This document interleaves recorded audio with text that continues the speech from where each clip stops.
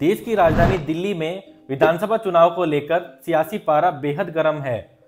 आज से लगभग 15 दिन बाद यानी कि 5 फरवरी को दिल्ली में विधानसभा चुनाव को लेकर मतदान होने हैं और 8 फरवरी को जनता के सामने होगा कि दिल्ली का अगला मुख्यमंत्री कौन होगा। क्या वह आम आदमी पार्टी से होगा या फिर बीजेपी से। इन्हीं सभी सवालों के बीच देश के सबसे चर्चित सट्टा बाजार यानी कि फरोदी के सट्टा बाजार और देश की सबसे प्रसिद्ध सर्वे एजेंसी यानी कि सी वोटर ने अपने ताजा अनुमान जारी कर दिए हैं। उन्होंने अपने अनुमानों के आधार पर बताया है कि दिल्ली विधानसभा चुनाव के परिणाम क्या हो सकते हैं। तो चलिए इस वीडियो में हम आपको बताते हैं कि सी वोटर का अनुमान और फलोदी सट्टा बाजार के जो ताजा अनुमान निकल कर आ रहे हैं वो क्या कह रहे हैं। सबसे पहले दर्शकों बढ़ते हैं फलोदी सट्टा बाजार के अनुमानों की तरफ।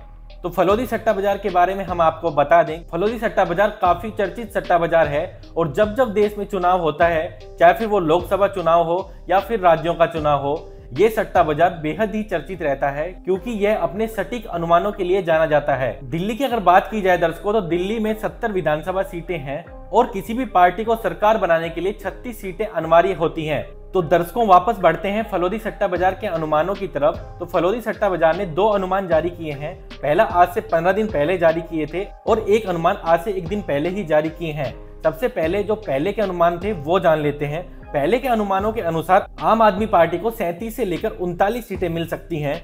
वहीं अगर बीजेपी की बात की जाए तो बीजेपी को 31 से लेकर 33 सीटें मिल सकती हैं और कांग्रेस के खाते में 3 सीटें जाते हुए फलोदी का सट्टा बाजार बता रहा था। यानी कि इन अनुमानों को देखें तो तीनों ही पार्टियों की संख्याएं बढ़ती हुई दिखाई दे रही है और बीजेपी जिस तरीके से जोड़ तोड़ की राजनीति में माहिर है, उस हिसाब से देखा जाए तो आम आदमी पार्टी के लिए भी ये अनुमान संख्या बढ़ा रहे थे। लेकिन जो ताजा अनुमान निकल कर आए हैं उसमें बीजेपी और कांग्रेस दोनों की संख्या बढ़ गई है।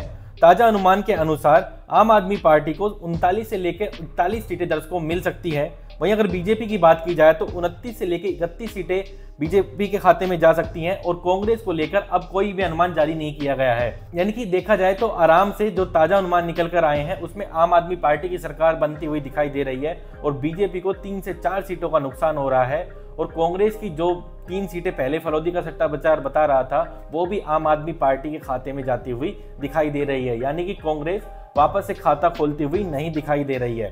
यदि फलोदी सट्टा बाजार के ताजा अनुमानों को माने, वापस से तीसरी बार दिल्ली में आम आदमी पार्टी की सरकार बनते हुई दिखाई दे रही है। इसके इतर अगर सी वोटर के सर्वे की तरफ दर्शकों हम बढ़ें तो सी वोटर के 2 सर्वे किए गए थे। पहला था एक 6 जनवरी को और दूसरा सर्वे था 15 जनवरी को। पहले सर्वे के अनुसार यह सवाल पूछा गया कि इस बार आप क्या आम आदमी पार्टी की सरकार चाहते हैं या फिर सरकार में बदलाव चाहते हैं।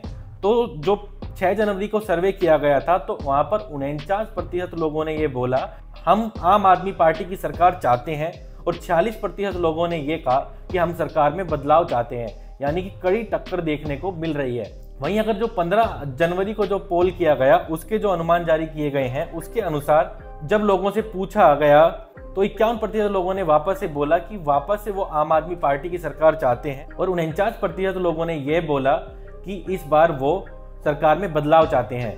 यानी कहीं ना कहीं सी वोटर के अनुमानों में भी आम आदमी पार्टी को बढ़त मिलती हुई साफ साफ दिखाई दे रही है।